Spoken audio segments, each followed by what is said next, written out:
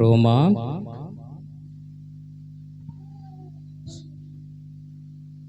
అపోస్తులుడైన పౌలు రోమీలకు వ్రాసిన పత్రిక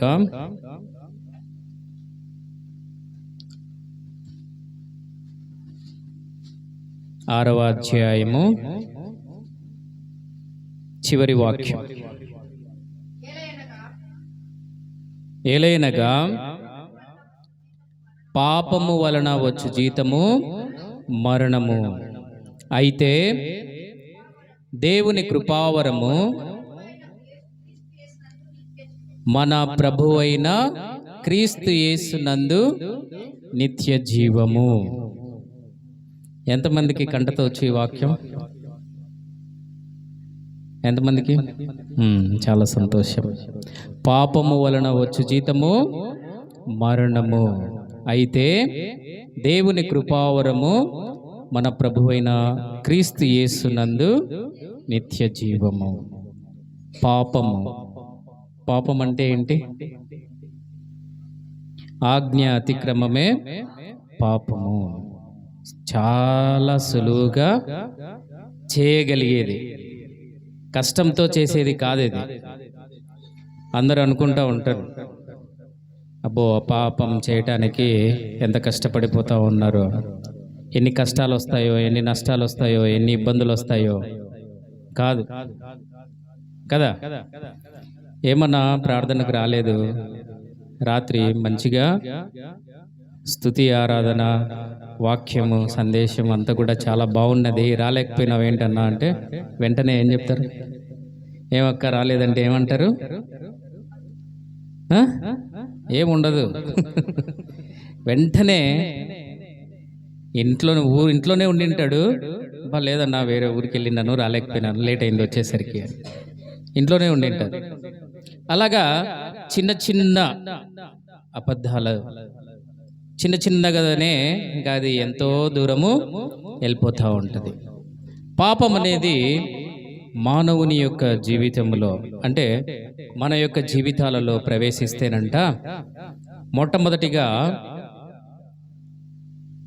దేవునితో మనకున్నటువంటి సంబంధాన్ని తీసివేస్తుంది, కట్ చేసేస్తుంది. ఇప్పుడు ఇది ఫ్యాన్ ఉంది, ఫ్యాన్ స్విచ్ ఆఫ్ చేసామనుకోండి, ఏమవుతుంది? ఆఫ్ అయ్యి తిరుగుతుందా, ఆగుతుందా? వెంటనే ఆగిపోతుందా? కొద్దిసేపు తిరుగుతూ ఉంటుంది కదా, అవునా? అట్లాగా దేవునితో మనకున్న సంబంధము కట్ అయిపోతుంది. అంటే నేను దేవునిలోనే ఉన్నాను, ఇంకా నేను దేవునితోనే నడుస్తున్నాను, ఫ్యాన్ తిరుగుతూనే ఉంటుంది కదా. అలాగే మనం కూడా ఏమనుకుంటా ఉంటామంటే, నేను ఇంకా దేవునితోనే నడుస్తూ ఉన్నాను, దేవునితో నా సంబంధాన్ని నేను కొనసాగిస్తా ఉన్నాను, దేవునితో నా బంధము అలాగే ఉన్నది, ఏమాత్రము పోలేదు. కానీ నువ్వు చేయవలసినటువంటి దుష్కార్యములను చేస్తూనే ఉంటావు. పాపం అనేది చాలా ప్రమాదకరమైనది. మొట్టమొదటిగా అది ఏం చేస్తుందట? మనలో దేవునితో మనకు ఉన్నటువంటి సంబంధాన్ని కట్ చేసేస్తుంది. ఆదాము అవ్వలు ఆజ్ఞను మీరారు.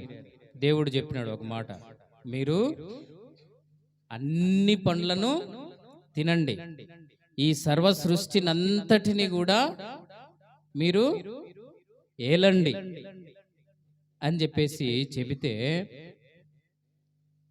అయితే అన్ని చెప్పిన తర్వాత ఒక మాట చెప్పాడు, మీరు ప్రతిదీ అనుభవించవచ్చు, కానీ ఈ తోట మధ్యలో ఉన్నటువంటి ఆ యొక్క చెట్టు ఫలమును మాత్రం మీరు తినకూడదు అన్నాడు. చాలా మంది అనుకుంటా ఉంటారు కదా, ఇప్పుడు మన మధ్యలోనే ఉంటారు, ఇది ఆ బ్యాగ్ను తెరవద్దు అని చెప్తారు. ఆ బ్యాగ్ను ఎవరు ముట్టద్దు, దాన్ని తెరవద్దు, వాక్యం అయిపోయేంత వరకు దాన్ని ముట్టవద్దు, దాన్ని ఓపెన్ చేయొద్దు అని చెప్పినారు అనుకోండి. వాక్యం వింటారంగా ఏముంటది? ఇంకా మనసంతా ఆ బ్యాగ్లో ఏముంది, ఇంతకన్నా ఏం పెట్టినట్టు సునీల్ అన్న, ఏసన్న గారు ఏమన్నా తెచ్చారా? లేకపోతే జానయ్య గారు ఏమన్నా తెచ్చారా ఆ బ్యాగ్లో మనకి ఇవ్వడానికి? ఆ? లేకపోతే బెండి బ్రదర్ ఏమన్నా తెచ్చాడా? ఆ? అది వాక్యం వింటున్నట్టే ఉంటాం కానీ మనసంతా బ్యాగ్ పైనే ఉంటుంది. అలాగా ఆ తోట మధ్యలో ఉన్నటువంటి ఫలం మీద వారికి దృష్టి ఉండినదేమో, ఆ ఆలోచన ఉండినదేమో. ఉండింది కాబట్టే సైతాను వాళ్ళలో ఒక ప్రశ్నను వేశాడు. నిజమా? ఇది నిజమా? మీరు ఆ చెట్టు ఫలమును తినకూడదని దేవుడు మీకు చెప్పాడా? తింటే ఏమవుతుంది? చూడండి, ఆ బ్యాగ్లో ఏముంది ఏముందని మీరు ఆలోచన చేస్తూ ఉంటే వెంటనే మీకు సైతాన్ గడు మీ దగ్గరికి వచ్చేస్తాడు. వచ్చేసి "ఆ? అసలు అది అక్కడ ఏముందో ఒకసారి పక్కన వాళ్ళని అడుగుదాం. ఏం తెచ్చినాడంటావు అక్క? ఆ బ్యాగ్లో ఏముందంటావు అక్క? అన్నా, ఆ బ్యాగ్లో ఏముందంటావు అన్నా? ఆ?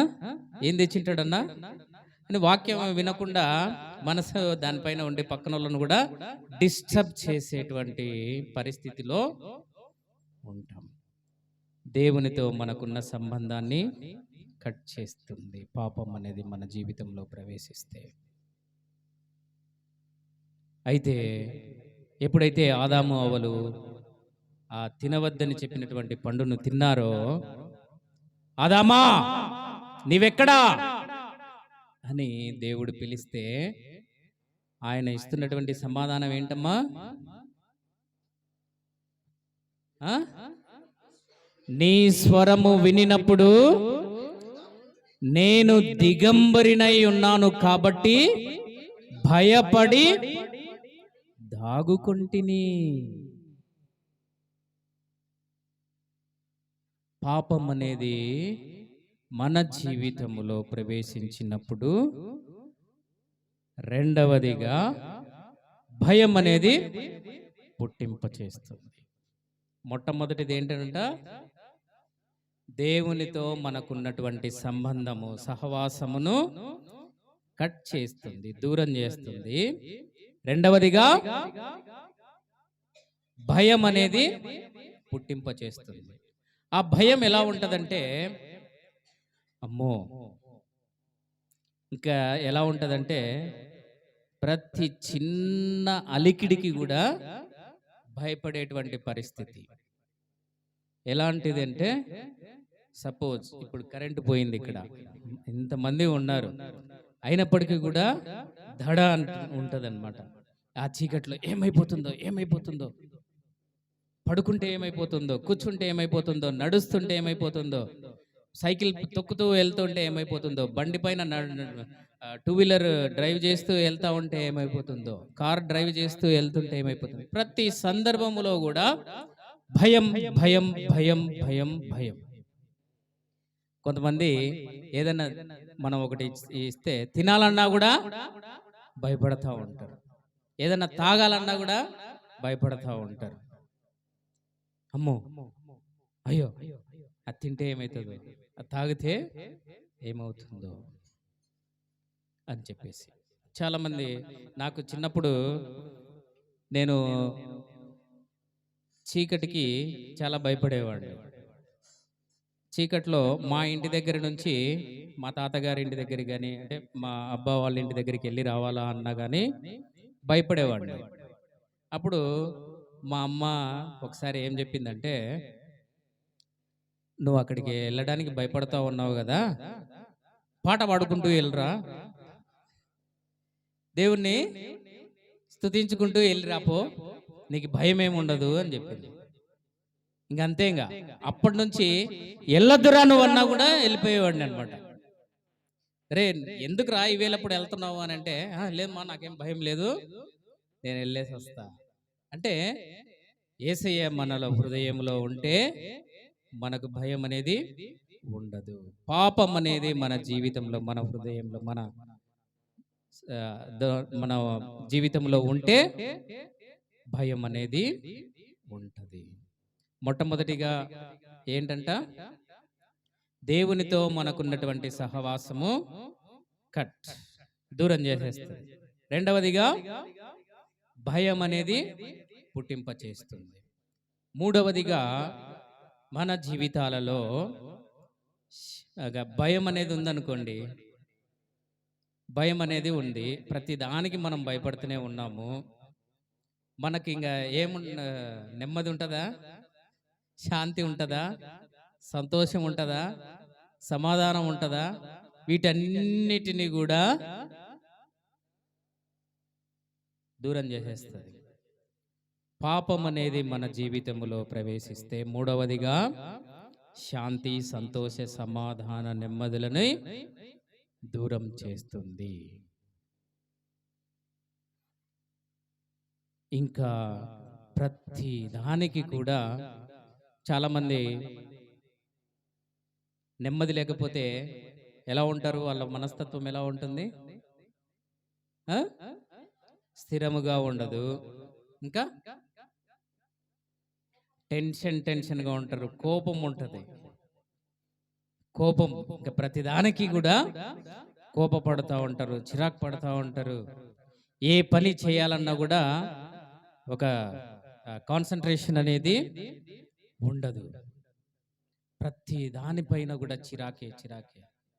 ఏదన్నా చేద్దామన్నా కూడా దానిపైన దృష్టి కేంద్రీకరించలేదు. ఒక పని ఏదన్నా చెప్పినా కూడా ఈడేంట్రా బాబు నాకు చెప్తున్నాడు ఈ పని అని అనుకుంటా ఉంటారు. లేకపోతే ఒక పని చేయాలి అని అన్నా కూడా మనస్సు రాదు. అంటే అలాంటి వాళ్ళలో ఏముంటది? కోపము, సంతోషం ఉండదు, సమాధానం ఉండదు, నెమ్మది ఉండదు. ఎప్పుడైతే ఇవన్నీ కూడా దూరం అయిపోతాయో ఏమైపోతారు? ఎప్పుడు కోపంగానే ఉంటాడు, ప్రతిదానికి చిరాకు పడుతూనే ఉంటారు, ప్రతిదాన్ని అసహించుకుంటూ ఉంటారు, ఏదన్నా ఒక మాట చెప్పినా కూడా వినకుండా ఉంటారు. అలాంటి వాళ్ళంతా ఏమైపోతారు? నలుగురిలో కలిసి కూర్చుంటారా? ఏమైతాడు? ఏంట్రా బాబు విసిగిస్తా ఉన్నావు, నన్ను కాసేపు వదిలే, మనశ్శాంతిగా ఉంచు నన్ను అని చెప్పేసి చెప్తా ఉంటారు. అవునా? అలా విన్నారా ఎప్పుడైనా? చాలా వరకు మనం కూడా అని వింటాం కదా. చాలా సంతోషం. అయితే పాపం అనేది మన జీవితంలో ప్రవేశిస్తే నాలుగవదిగా ఒంటరి వాళ్ళు అయిపోతారు. ఒంటరి వాళ్ళు, అవిధేయత, ఆజ్ఞ అతిక్రమించటం, చెప్పిన మాట వినకపోవటం, వీటన్నిటి వలన మొట్టమొదటిగా దేవునితో మనకున్నటువంటి సహవాసాన్ని కోల్పోవటం జరుగుతుంది. రెండవదిగా భయం అనేది మన జీవితాలలో ప్రవేశిస్తుంది. మూడవదిగా శాంతి, సంతోష, సమాధానములు, నెమ్మదులు లేకుండా చేసేస్తుంది. ఆ తర్వాత ఒంటరితనాన్ని మిగుల్చుతుంది. ఎప్పుడైతే నీవు ఒంటరి అయిపోతావో ఇంకా ఏమనిపిస్తుంది? ఒంటరి అయిపోతే ఏమనిపిస్తుంది? ఇంకెందుకుర్రా ఈ బ్రతుకు, నేను బ్రతికి ఏం సాధిస్తాను, నేను బ్రతికి ఎవరికి లాభం, నా వలన ఎవరికి లాభం? అవునా కదా? ఆ ప్రశ్న మొదలుతుందా లేదా? మెదులుతుంది కదా. ఎప్పుడైతే ఇవన్నిటికీ మనము అవకాశం ఇస్తామో చివరికి ఎక్కడికి నడిపిస్తుంది? మరణానికి నడిపిస్తుంది. పాపము వలన వచ్చు జీతము మరణము. అది ఒక్కసారిగా నిన్ను ఏ మాత్రము కూడా మరణానికి అప్పచెప్పదు. వీటన్నిటి గుండా ఈ స్టెప్స్ ద్వారా నువ్వు వెళ్ళాలి అనుకుంటా ఉంటారు. ఇందాక చెప్పాను ఒక ఎగ్జాంపుల్, స్విచ్ కట్టేసిన కూడా ఫ్యాను తిరుగుతూ ఉంటుంది. దేవునికి నీ హృదయాన్ని అప్పచెప్పావు, నీవు దేవుని బిడ్డగా స్వీకరించబడ్డావు. స్వీకరించబడి దేవునితో నీవు నడుస్తున్నావు. దేవునితో నీవు సహవాసాన్ని కలిగి ఉన్నావు. సంఘముతో అంటుకట్టబడి ఉన్నావు. వాక్యం అనేటువంటి మన్నాతో నీవు తృప్తిపరచబడుతా ఉన్నావు. అయితే ఏదో ఒక సందర్భములో సైతాన్ గడు ఎదురు చూస్తూ ఉంటాడు గుంటనక్కలాగా. ఎప్పుడు దొరుకుతాడా, ఎక్కడ దొరుకుతాడా, వీళ్ళ వీక్నెస్ ఏంటి, వీళ్ళ వీక్నెస్ను పట్టుకోవాలి నేను, ఎక్కడైతే నాకు కరెక్ట్గా వదిలించుకోకుండా వాడి జుట్టు మొత్తం నా చేతిలోకి వస్తుంది అని చెప్పేసి ఎదురు చూస్తూ ఉంటాడు. ఆ అవకాశం కోసం ఎదురు చూసి చూసి చూసి ఒక్కసారిగా పడేస్తారు. మీరు పిల్లులు చూడని వాళ్ళు ఎవరన్నా ఉన్నారా? పిల్లిని చూడని వాళ్ళు ఎవరన్నా ఉన్నారా?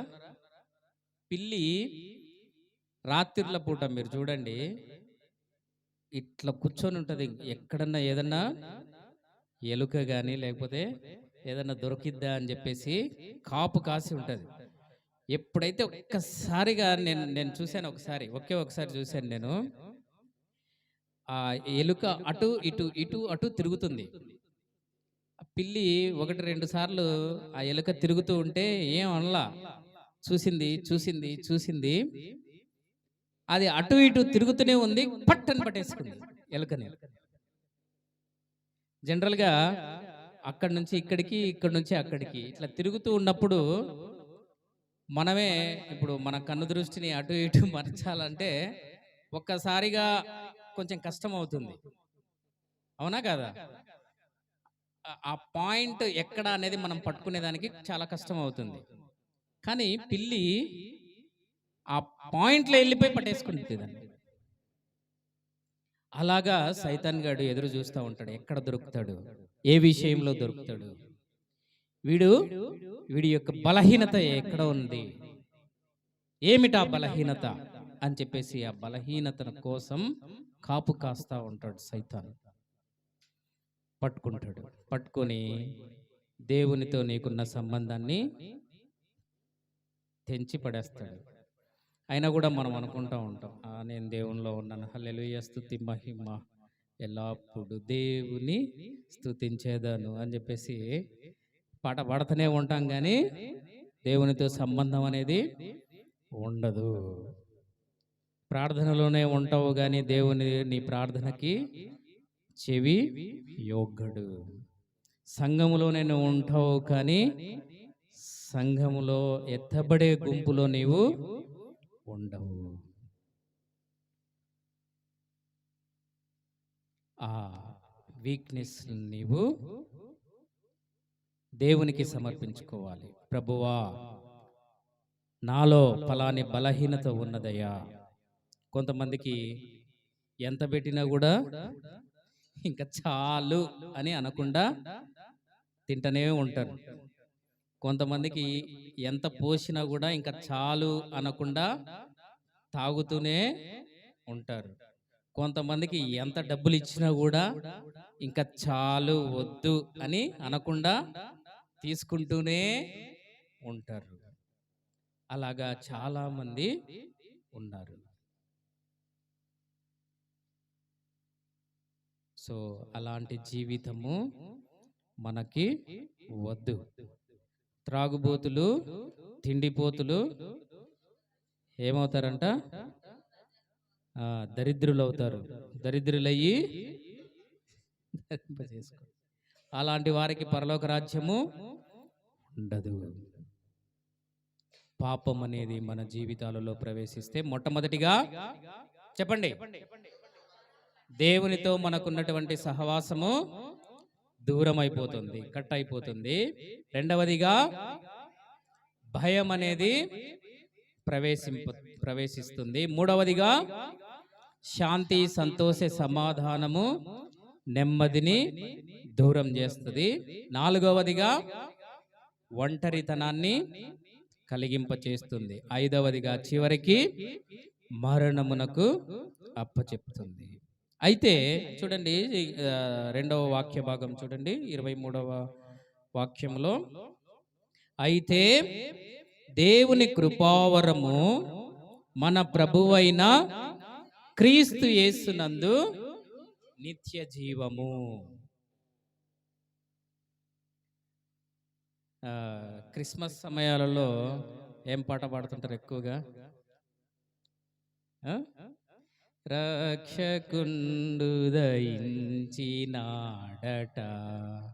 మన కొరకు పరమ రక్షకుండు దయించినాడట కదా. రక్షకుడు మన కొరకు పుట్టినాడు, మన కొరకు రక్షకుడు ఉదయించినాడు అని చెప్పేసి పాట పాడుతూ ఉంటాం. రక్షకుడు, రక్షకుడు అంటే ఎవరు? రక్షణని తెచ్చినవాడు, రక్షణను ఇచ్చేవాడు కదా. మనకు రక్షణ అనేది ఎందుకు అవసరం? మనం ఇప్పుడు ఇల్లు కట్టుకుంటాం. ఇల్లు ఎందుకు కట్టుకుంటాం? ఎందుకు కట్టుకుంటున్నాం? వాడు కట్టాడు కదా, వాడు కట్టాడు కాబట్టి నేను కట్టాలా? వాడు 2 రూములు, 2 బెడ్రూములు, ఒక హాల్ కట్టినాడు. ఆడేనా 2 బెడ్రూములు ఒక హాల్ కట్టేది? నేను 3 బెడ్రూములు ఒక పెద్ద హాల్ కట్టాలా అంటాడు.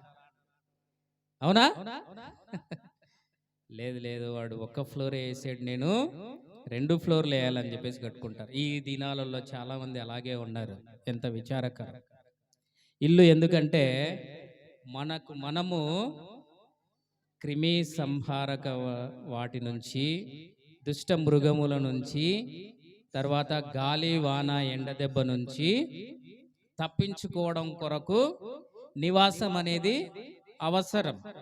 అంటే మనము వాటికి, అవి మనల్ని ఏం చేసేవి? ఇబ్బందికి గురి చేసేవి. ఆ ఇబ్బందులను గురి చేసే వాటి నుంచి మనము కాపాడబడాలి కాబట్టి మనము ఇల్లు కట్టుకుంటా ఉన్నాం. అదేవిధంగా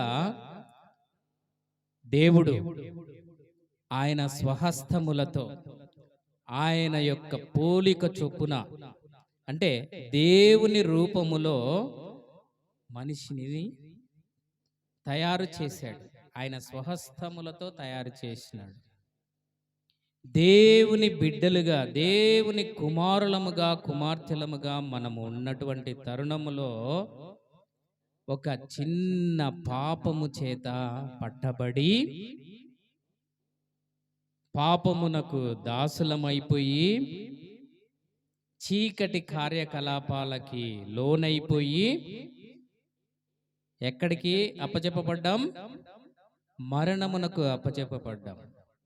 మనల్ని దేవుడు మరణించడం కొరకు కలుగ చేయలేదు. ఆయన సృజించలేదు మనల్ని.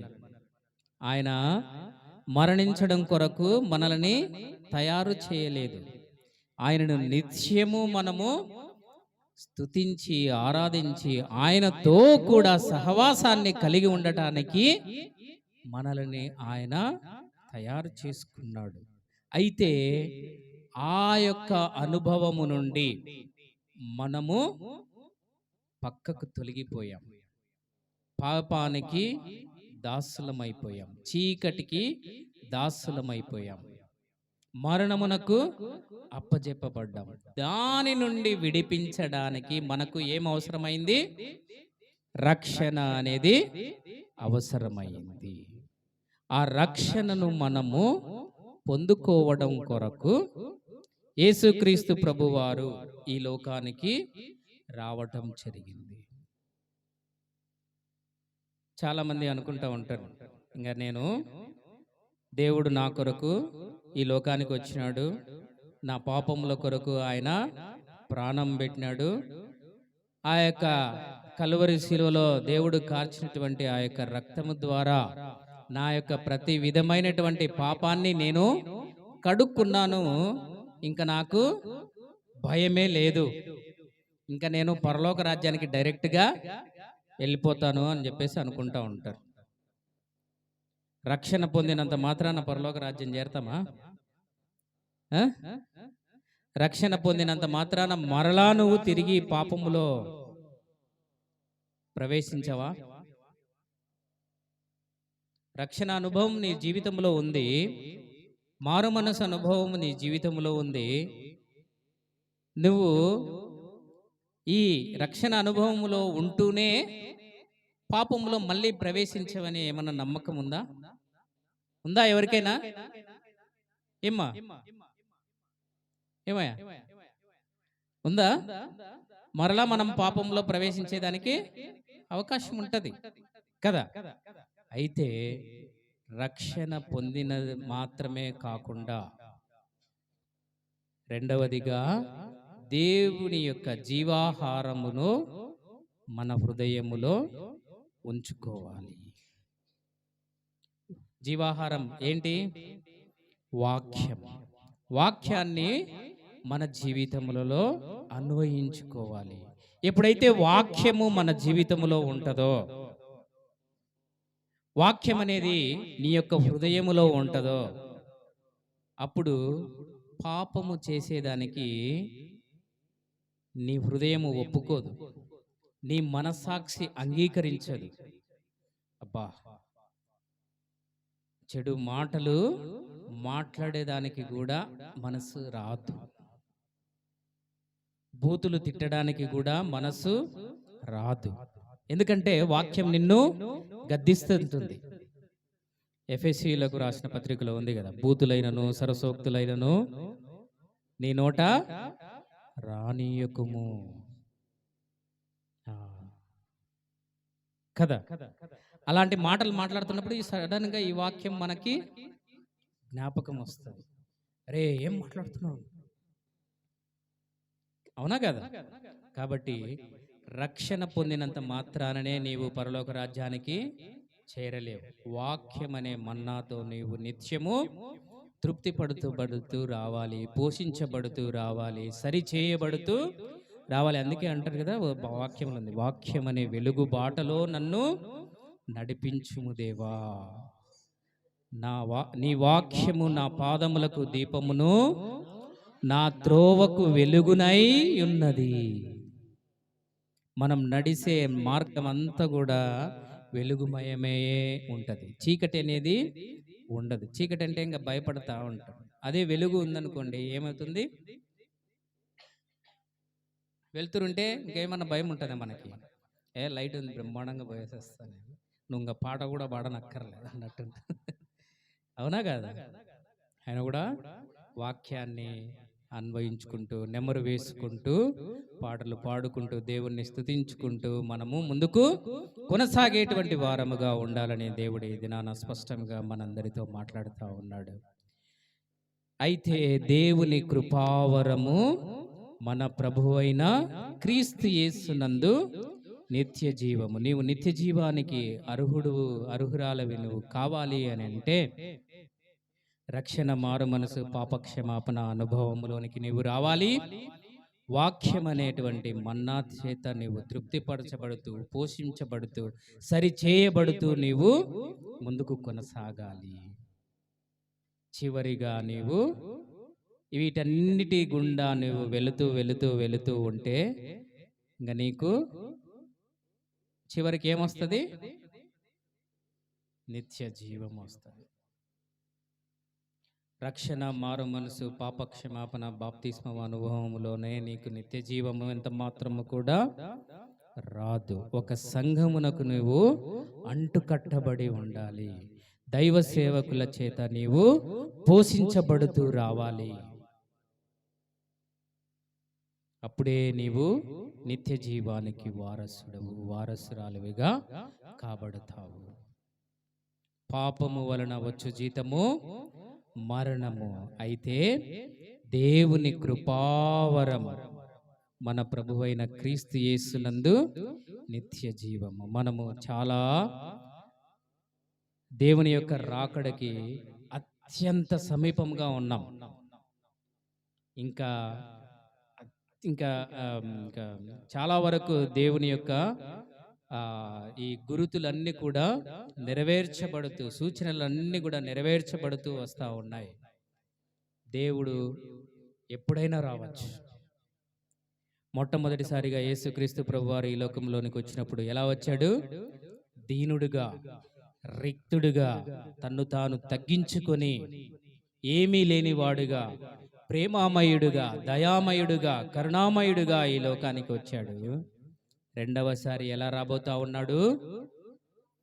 సింహము వలె ఉగ్ర రూపమును ధరించి, వేండ్రముతో, మహాశబ్దముతో ఆయన రాబోతా ఉన్నాడు. ఈసారి వచ్చినప్పుడు, ప్రభువా ప్రభువా, నేను ఆ పలాని రోజు యేసయ్య దీవెన పండగ రోజు నేను నీ సన్నిధిలో కనపడ్డాను కదా ప్రభువా. ఆ రోజు వాక్యమంతా కూడా చాలా జాగ్రత్తగా బాగా నేను విన్నానయ్యా. ఆ రోజు నేను నా పాపములను నేను ఒప్పుకున్నానయ్యా. నువ్వు ఆ రోజు నన్ను నీ కుమారునిగా, నీ కుమార్తెగా నన్ను స్వీకరించావయ్యా. నన్ను గుర్తుపట్టలేదా యేసయ్యా అంటే ఏమంటాడు? నీవెవరవో నేనెరుగను, నిన్ను నేనెప్పుడు కూడా చూడలేదు.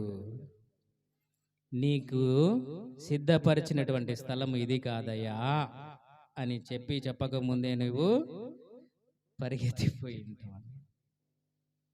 అవునా కదా? కాబట్టి దేవుని యొక్క రాకడ అత్యంత సమీపముగా ఉన్నది. గురుతులు, సూచనలు నెరవేరుతూ ఉన్నాయి.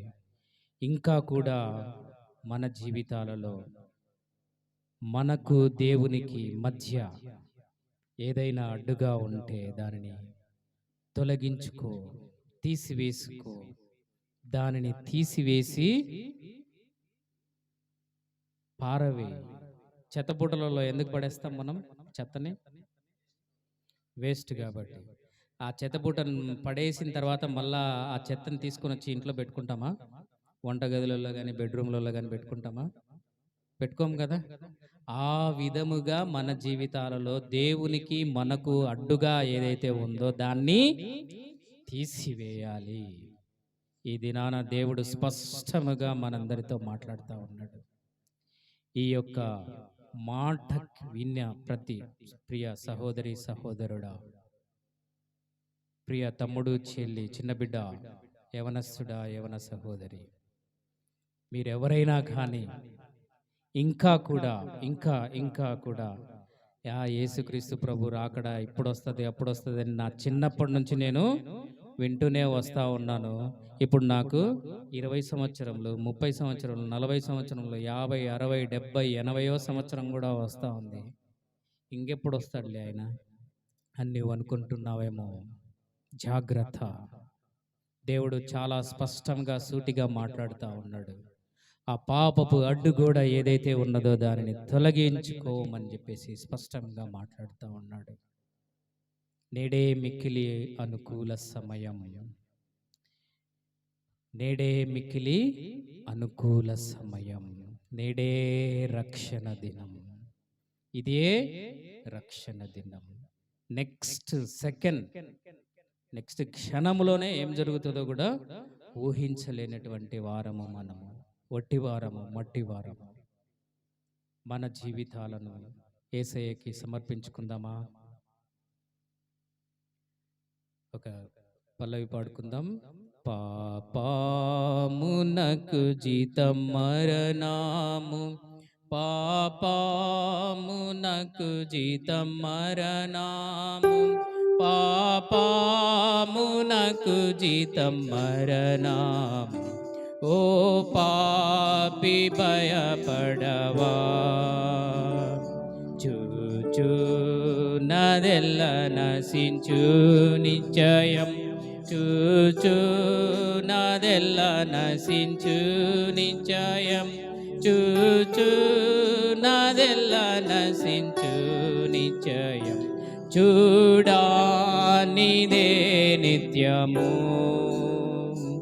చూడానిదే నిత్యము. హల్లెలూయా. యేసు రాజు వచ్చును ఇంకా కొంతకాలమే, మోక్షమందు చేరుదము.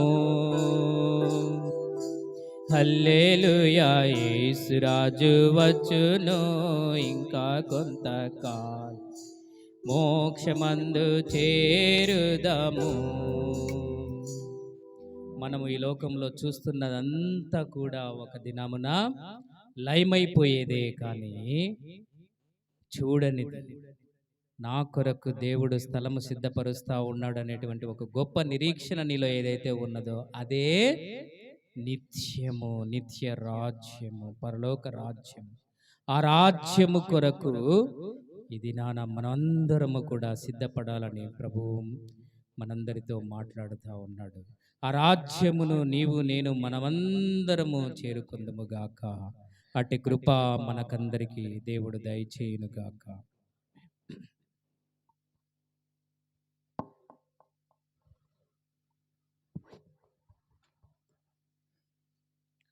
Praise the Lord. హల్లెలూయా.